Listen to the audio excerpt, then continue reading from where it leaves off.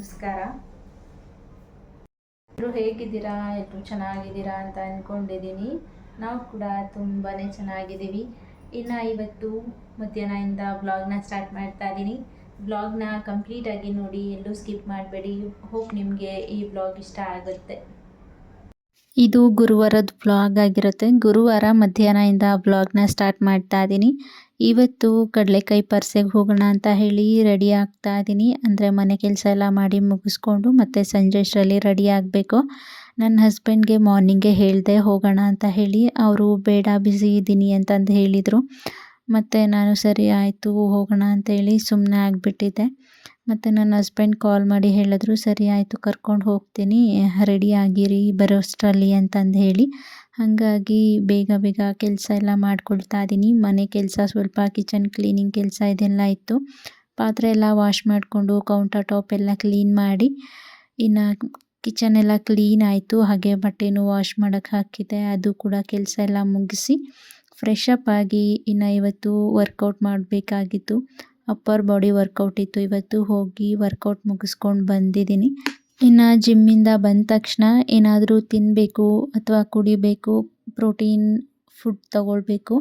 ಇಲ್ಲಾಂದರೆ ತುಂಬಾ ಸುಸ್ತಾಗ್ತಾ ಇರುತ್ತೆ. ಹಾಗಾಗಿ ಹಾಲಿತ್ತು, ಹಾಲು ಬಿಸಿ ಮಾಡಿಕೊಂಡು ಅದಕ್ಕೆ ಪ್ರೋಟೀನ್ ಪೌಡರ್ ಹಾಕ್ಕೊಂಡು ಕುಡಿತಾ ಇದ್ದೀನಿ. ಫುಲ್ ಜನ ಕ್ರೌಡು. ಈ ಜನದಲ್ಲಿ ನಾವು ಬರಬೇಕಿತ್ತು.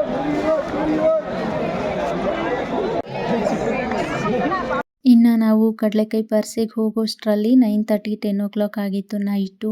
ಫುಲ್ ಅಂದರೆ ಫುಲ್ ಜನ ಇದ್ದರು. ಕಾಲಿಡೋಕ್ಕೂ ಜಾಗ ಇರಲಿಲ್ಲ, ಅಷ್ಟೊಂದು ಕ್ರೌಡ್ ಇತ್ತು. ಆಮೇಲೆ ಸ್ವಲ್ಪ ಜನ ಕಮ್ಮಿ ಆಗ್ತಾ ಬಂದರು. ಹಾಗೆ ತಿನ್ನೋದಕ್ಕೆ ಏನಾದರೂ ಫುಡ್ ಹುಡುಕ್ತಾ ಇದ್ವಿ.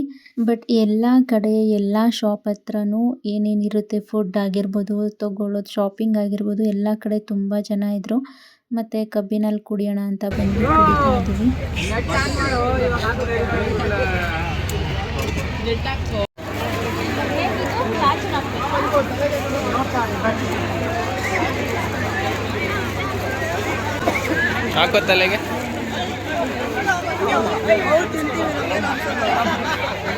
ಇನ್ನು ಜಾತ್ರೆಯಲ್ಲಿ ನನಗಂತೂ ನೋಡಿದೆಲ್ಲ ಬೇಕು ತೊಗೊಳ್ಬೇಕು ಅಂತ ಆಸೆ ಆಗ್ತಾಯಿತ್ತು.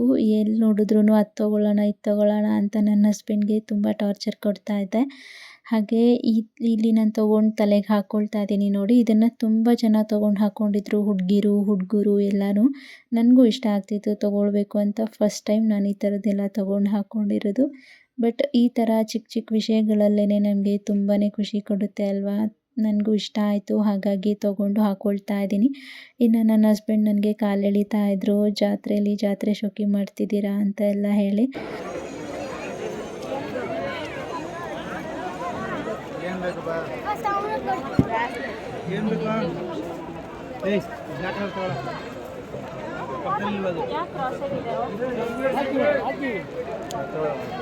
ಹಾಗೆ ಇಲ್ಲಿ ನೋಡ್ತಾ ಇರ್ಬೋದು, ಇದು ಒಂದು ತೊಗೊಂಡೆ. ಇದನ್ನು ಕೂಡ ತುಂಬ ಜನ ತೊಗೊಂಡು ಹಾಕ್ಕೊಂಡಿದ್ರು. ಜಾತ್ರೆ ಚಳಿ ಬೇರೆ ಇತ್ತು ಮತ್ತು ಚೆನ್ನಾಗಿ ಕೂಡ ಇತ್ತು. ನಾನು ತೊಗೊಂಡು ಹಾಕ್ಕೊಂಡು ಮತ್ತು ನನಗೆ ಇಷ್ಟ ಆಗಿಲ್ಲ ಅಂದರೆ ಅಥವಾ ನಮ್ಮ ಅಕ್ಕನ ಮಕ್ಕಳಿದ್ದಾರೆ, ಅವ್ರು ಕೇಳಿದ್ರೆ ಅವ್ರಿಗಾದ್ರೂ ಯೂಸ್ ಆಗುತ್ತೆ ಕೊಡೋಣ ಅಂತ ಹೇಳಿ ತೊಗೊಂಡೆ. ಚೆನ್ನಾಗಿದೆ ಹಿಂಗೆ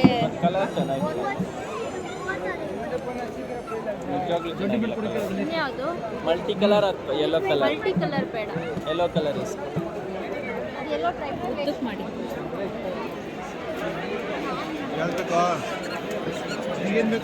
ಚೆನ್ನಾಗಿದೆ ಇದು,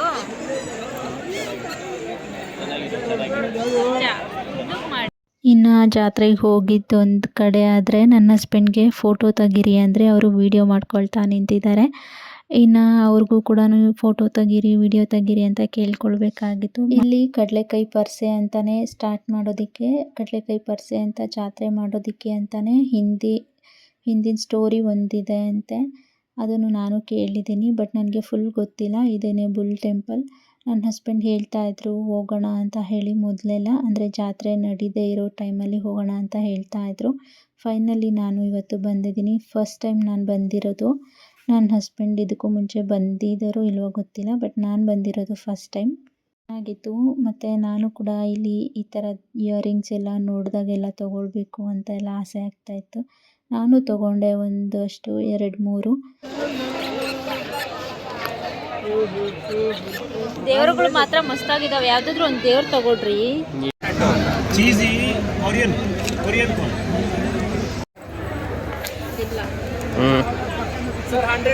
ಬಿಸಿ ರೀ.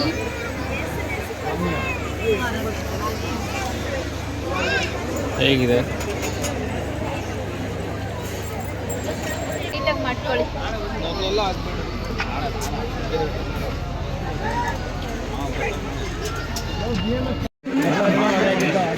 ಇನ್ನು ನನಗಂತೂ ಈ ಜಾತ್ರೆಯಲ್ಲಿ ಎಲ್ಲಿ ನೋಡಿದ್ರು ಈ ಥರ ಓಲೆಗಳು ಮತ್ತು ಸರಗಳು ಈ ಥರದ್ದೆಲ್ಲ ಇತ್ತು. ತುಂಬಾ ಇಷ್ಟ ಆಗ್ತಾಯಿತ್ತು. ಯಾವ್ದು ನೋಡಿದ್ರೂ ಯಾವ್ದು ತೊಗೊಳ್ಳೋದು ಯಾವ್ದು ಬಿಡೋದು ಅಂತಲೇ ಗೊತ್ತಾಗ್ತಾ ಇರಲಿಲ್ಲ. ಅಲ್ಲೇ ತುಂಬ ಟೈಮ್ ಸ್ಪೆಂಡ್ ಮಾಡಿಬಿಡ್ತೀನಿ ನಾನಂತೂ. ಯಾವುದು ತೊಗೊಳ್ಳೋದು ಅಂತ ಕನ್ಫ್ಯೂಷನ್ ಆಗಿಬಿಡ್ತಾಯಿತ್ತು. ಇನ್ನು ನನ್ನ ಹಸ್ಬೆಂಡ್ಗೆ ಈ ಥರದ್ರಲ್ಲೆಲ್ಲ ಯಾವುದಾದ್ರೂ ಚೆನ್ನಾಗಿರೋದು ಸೆಲೆಕ್ಟ್ ಮಾಡಿ ಚೂಸ್ ಮಾಡಿ ಅಂದರೆ ಅವ್ರು ಇದನ್ನೆಲ್ಲ ಮಾಡೋದೇ ಇಲ್ಲ. ಫಸ್ಟ್ ಆಫ್ ಆಲ್ ಅವ್ರಿಗೆ ಇದು ಇಷ್ಟನೂ ಆಗಲ್ಲ. ನಂಗೆ ಗೊತ್ತಿಲ್ಲ.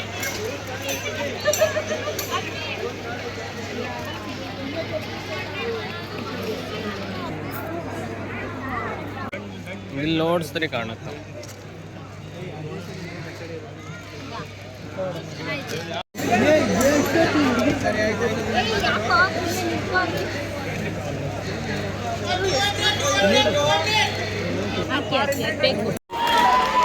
ಇನ್ನು ಇಲ್ಲೊಂದತ್ರ ಚಿಕ್ಕ ಚಿಕ್ಕದು ಪುಟ್ಟ ಪಾತ್ರೆ ಸಾಮಾನುಗಳಿತ್ತು. ಮಕ್ಕಳೆಲ್ಲ ಯೂಸ್ ಮಾಡಿಕೊಂಡು ಆಟ ಆಡೋ ಅಂಥದ್ದು. ಇದರಲ್ಲಿ ರಿಯಲ್ ಆಗಿ ಕುಕ್ ಮಾಡ್ಬೋದು ಆ ಥರ ಪಾತ್ರೆ ಸಾಮಾನುಗಳಿತ್ತು. ಎಲ್ಲ ಅಲ್ಯೂಮಿನಿಯಮ್ದು. ತುಂಬಾ ಚೆನ್ನಾಗಿತ್ತು, ಕ್ಯೂಟಾಗಿ. ನನ್ನ ಹಸ್ಬೆಂಡ್ಗೆ ತೋರಿಸಿ ಬೇಕಾ ಅಂತ ಕೇಳ್ತಾ ಇದ್ದೆ. ನನಗೂ ಇದನ್ನೆಲ್ಲ ನೋಡ್ತಾ ಇದ್ರೆ ನಮ್ಮ ಚೈಲ್ಡ್ಹುಡ್ ನೆನಪಾಗುತ್ತೆ. ನಾನು ಅವಾಗೆಲ್ಲ ಇದರಲ್ಲಿ ಆಟ ಆಡ್ತಾ ಇದ್ದಿದ್ದು ಅದೆಲ್ಲ ನೆನಪಾಗುತ್ತೆ.